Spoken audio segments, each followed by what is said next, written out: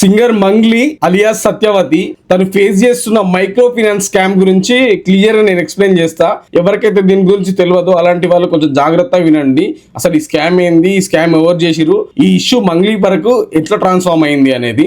Recent గా Panjagutta police station లో singer Mangli తన సోదరుడు శివ ఇంకొంతమంది పైన 10 కోట్ల మైక్రో ఫైనాన్స్ స్కామ్ కింద వీళ్ళపైన ఎఫ్ఐఆర్ బుక్ చేయడం జరిగింది. అసలు ఈ మైక్రో ఫైనాన్స్ స్కామ్ అనేది గోకులనందన ఇండియా ప్రైవేట్ కంపెనీ లిమిటెడ్ అనే ఒక సంస్థ ద్వారా 3 to 5% వడ్డీ రేట్ ఇస్తామని చెప్పేసి 100 నుండి 150 మంది పెద్ద పెద్ద మనుషుల దగ్గర నుండి కొన్ని కోట్ల రూపాయలు వసూలు చేయడం జరిగింది.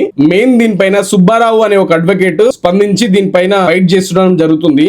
తనకు కూడా రీసెంట్ గా డైవర్ట్ చేయడానికి శ్రీముఖి అంటే తన క్రష్ అని గవర్నమెంట్ ఆఫీస్ కి వెళ్తుంటే ఆల్కహాల్ టెస్ట్ చేసి తన పర్సనల్ గా తన రెస్పెక్ట్ ని మొత్తం దెబ్బతీసే ప్రయత్నం కూడా చేసినారు. 100-150 మంది కొంచెం పెద్ద పెద్ద ఇన్వెస్టర్ల దగ్గర నుండి కొన్ని కోట్లు వసూలు చేసి దానికి మంగ్లీ ఇన్ఫ్లుయెన్స్ వాడి 5% వడ్డీ రేట్ కట్టిస్తామని చెప్పేసి వాళ్ళ దగ్గర నుండి డబ్బులు భారీగా వసూలు చేయడం జరిగింది. ఈ స్కామ్ అప్ టు 200 CR పైనే ఉందని సుబ్బారావు గారు డైరెక్ట్ గా ప్రెస్ కాన్ఫరెన్స్ లో కూడా చెప్పారు. మంగ్లీ దీన్ని రియాక్ట్ అవుతూ ఏం చెప్తుందంటే ఇదంతా నా సెలబ్రిటీ ఇమేజ్ డ్యామేజ్ చేయనికనే ఒక ప్రాపగండా చేస్తురని.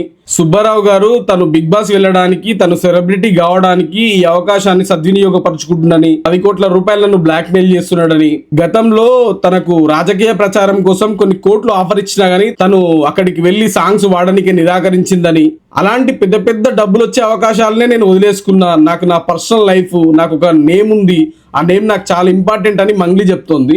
ఈ న్యూస్ కి సంబంధించి లేటెస్ట్ అప్డేట్ ఏంటంటే వాళ్ళ కమ్యూనిటీకి చెందిన కొంతమంది వాళ్ళ ఫ్రెండ్సే మంగ్లీ మాట్లాడుతున్నప్పుడు వీడియో రికార్డింగ్ అనేది చేసి దాన్ని ఇప్పుడు బయటికి రిలీజ్ చేయడం జరిగింది. దాంట్లో మంగ్లీ తప్పు ఎంత వరకు ఉంది ఏంది అనేది మనం నెక్స్ట్ వెయిట్ చేసి చూడాల్సిందే. ఇంత జరుగుతున్నప్పుడు మంగ్లీ పైన మీ అభిప్రాయాన్ని ఖచ్చితంగా కమెంట్ చేయండి. ఇలాంటి ఇన్ఫర్మేటివ్ వీడియోస్ మీకు తెలవాలంటే మన ఛానల్ ని సబ్స్క్రైబ్ పెట్టుకోండి.